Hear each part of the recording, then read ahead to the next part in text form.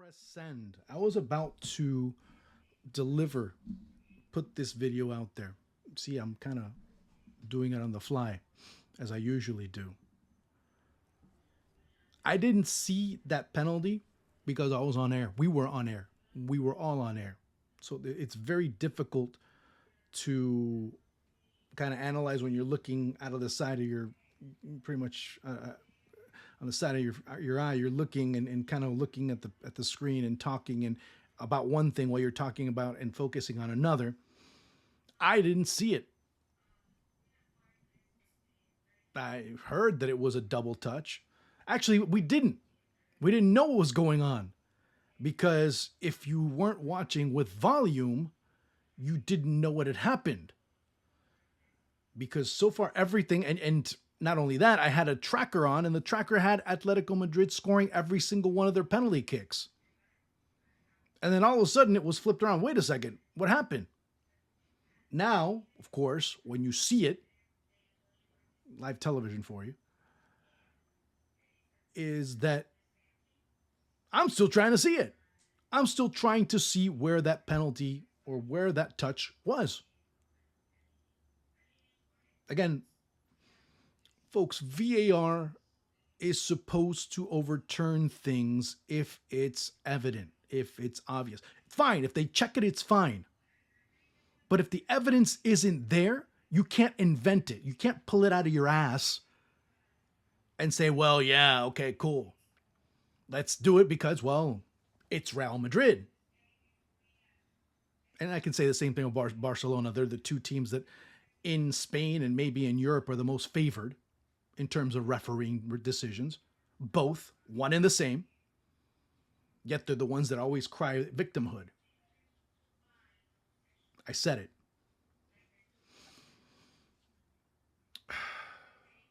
It's tough because it kind of changes everything that I had to say. Now, does it mean that they lose because of that? No, it doesn't. Because then immediately after that, Marcos Llorente ends up hitting the crossbar. So in studio, there was a great deal of confusion as to what was going on because we're on air and we don't have any volume. So we don't know what's going on. So what we're saying, we're seeing and maybe not even seeing straight on because we're not even looking at what's going on at the moment because we're on air. We're talking to one another and while we're talking, while we're being told something, while we're hearing something, while we're trying to maintain the subject matter in the conversation, well, it's that. It's not until after I get off air that I find out that I see that I see Julian Alvarez go and hit the ball. His foot's close. I can't deny that. But nowhere do I see his foot make contact. Nowhere do I see a change, a skip like that the ball takes a different direction, that the ball is slightly deflected. No. It's right on the side. He hits it. Does it slip afterwards? Yes. Real Madrid advance. Not much else I can say about that. They were just good enough. Just good enough. And they usually are just good enough. And that's exactly it. That's exactly what they had to do. Mission accomplished. They play better, mind you. They play better when they made those substitutions. Tchouaméni comes on when who was it? Brahim Diaz, who had a sensational match. He comes on. The changes a great deal. It changes a lot because Atleti were getting there. Atleti were finding ways. The second to last and the last touch just weren't there for them. But then Madrid started controlling. It's a shame that I have to go and say everything that I have to unsay a lot of the things that I said. It doesn't take away anything that happened throughout the 120 minutes. It doesn't. Because that doesn't influence that part. It influences from that point on. And it's unfortunate. It's extremely unfortunate. Because, to be quite honest with you, it puts a dark stain on this. It does. Now, I could give three shits about Real Madrid in terms of how they play, in terms of who they are. I don't care. I'm not a Real Madrid fan. I don't support any team in Europe. So if Lille would end up winning the Champions League, I could give a rat's ass, personally. But you have to call it as it is. Everything, when Carlo Ancelotti made the right decisions, made the right adjustments, the players did good enough. Federico Valverde played a very good match. Barrios for Atletico Madrid, probably one of the best players on the pitch for Diego Simeone. The stars didn't work out. I'm talking about the stars for Real Madrid. None of them played above a 6. Vinicius ends up missing a great chance to pretty much lock and seal the whole situation, and he didn't. But it doesn't diminish what they were capable of doing. It just puts a stain on it. That you can't not talk about that. Okay, one thing is putting this situation in its place, but not forgetting what happened before that, because it shouldn't tarnish that.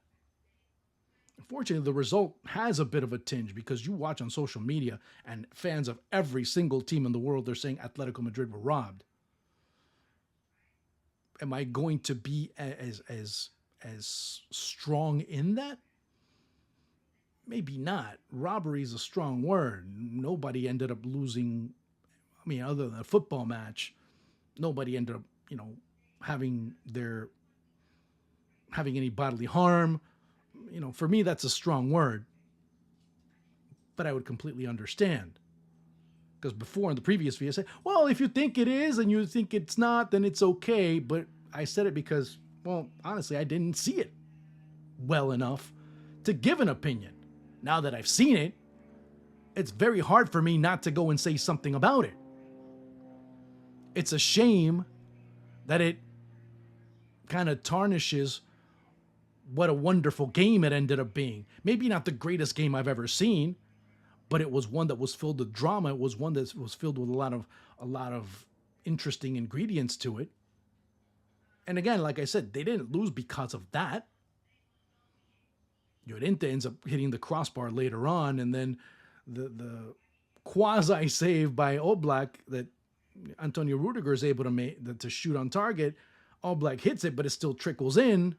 Well, that you can't blame any referee for. That's mystique. That's just what Real Madrid are about. That when they play poor, they'll beat you. When they'll play badly, they beat you. And when they play well, they obviously beat you. But that instance, that moment, ends up leaving a big stain in the match. And I can't really not say that.